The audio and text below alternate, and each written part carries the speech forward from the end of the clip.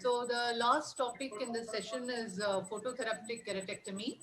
Now this procedure can be done by the general ophthalmologist with access to the excimer laser in conditions like superficial scars, degeneration, non-calcific BSK. Abhishek has shown EDTA chelation in a calcific BSK, climatic droplet keratopathy, Salzmann's nodules, and superficial corneal dystrophies.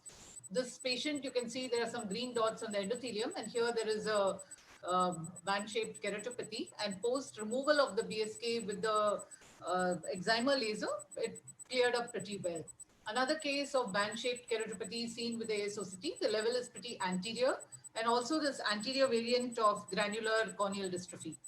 So, sorry, I'm going back. Yeah, so this is one view also. When the dystrophy is so anterior, it is easier to do this. Now, what is the necessity of doing this? So when you have patients, when you are doing, this is specifically in patients who are having cataract.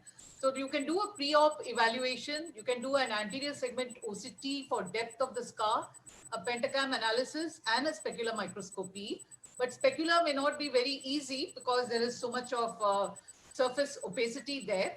So one can plan a phototherapeutic keratectomy with or without a PRK also. And when you're doing a cataract surgery after this, you can always correct the residual refractive error with a toric lens, or if not a toric lens, you can plan your incision.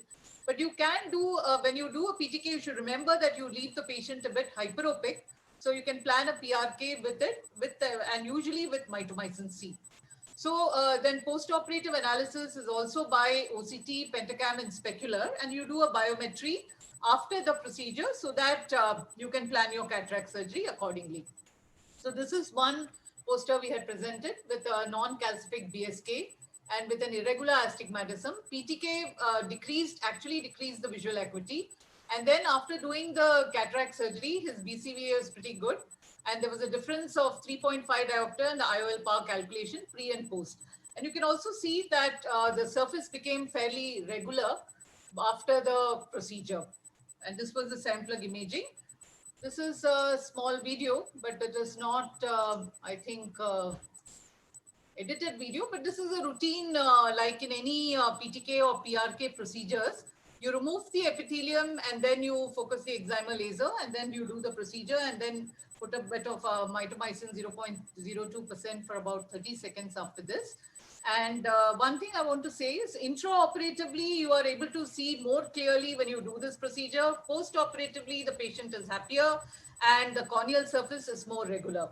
So the reason for including this topic in this session was that it is, if the general ophthalmologist has access to excimer laser and has got a superficial corneal opacity whose depth they can see with the anterior segment OCT, and also map it with the pentacam OpScan if they have the OpScan, but pentacam would be advisable. You get much better results post cataract surgery, and intraoperatively also the diffuse haze prevents you from seeing clearly, especially during rexes and during the rest of the procedure.